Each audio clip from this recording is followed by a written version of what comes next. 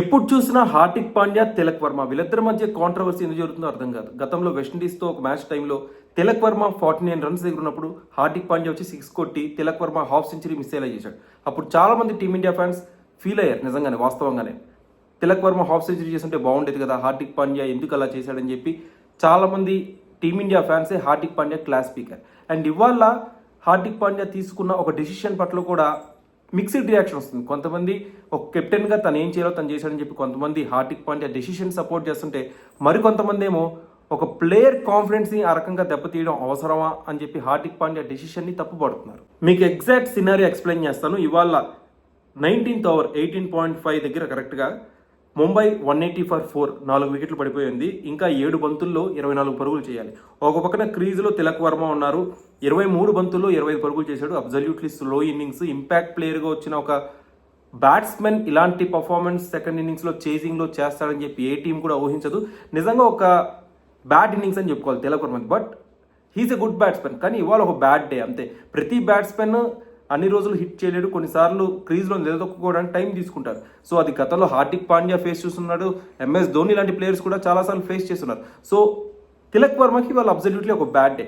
అయితే హార్దిక్ పాండ్యా ఇవాళ మ్యాచ్ గెలవాలని చెప్పి ఫిక్స్ అయ్యారో ఏమో తెలియదు, కానీ ముంబై ఫ్రాంచైజీ టఫ్ కాల్ తీసుకున్నారు. తిలక్ వర్మ లాంటి ప్లేయర్ని రిటైర్డ్ అవుట్గా పంపించారు. చాలా మందికి ఒక డౌట్ వస్తుంది, రూల్స్ అలా ఒప్పుకుంటాయా, బ్యాట్స్మెన్ మధ్యలో అలా వెళ్ళిపోవచ్చు ఇన్నింగ్స్ వదిలేసి అని చెప్పి ఒక డౌట్ అడుగుతున్నారు.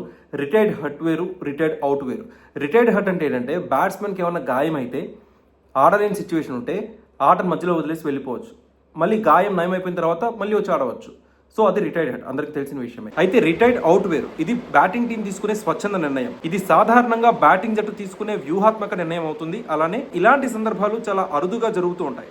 జట్టు వేగంగా స్కోర్ చేయాలనుకున్నప్పుడు లేదా వేరే బ్యాట్స్మెన్ని మైదానంలోకి తీసుకురావాలి అనుకున్నప్పుడు ఇలా చేయొచ్చు. సో మళ్ళీ రిటైర్డ్ అవుట్లో వచ్చి ఆడే ఛాన్స్ ఉండదు. సో ఈ రెండింటికి డిఫరెన్స్ అదే. సో ఇవాళ తిలక్ వర్మ రిటైర్డ్ అవుట్. అయితే ఈ డెసిషన్ ఎవరు తీసుకున్నారు? హార్దిక్ పాండ్యా తీసుకున్నారా, లేకపోతే ముంబై ఫ్రాంచైజ్ తీసుకుంటా అంటే చాలా మంది వేలెత్తి చూపుతున్న పేరు, ప్రతి ఒక్కళ్ళు కూడా కంప్లైంట్ చేస్తున్న పేరు హార్దిక్ పాండ్యా. హార్దిక్ పాండ్యా తీసుకున్న డెసిషన్ పట్ల సునీల్ గవాస్కర్ లాంటి క్రికెట్ విశ్లేషకులు కూడా చాలా తప్పు నిర్ణయం అని చెప్పి అంటున్నారంటే, మరి హార్దిక్ పాండ్యా ఒకసారి పునరాలోచించుకుంటాడేమో తన నిర్ణయం పట్ల, మరి వేచి చూడాలి. And Hardik Pandya post match ప్రెజెంటేషన్లో కూడా కామెంట్ చేశారు.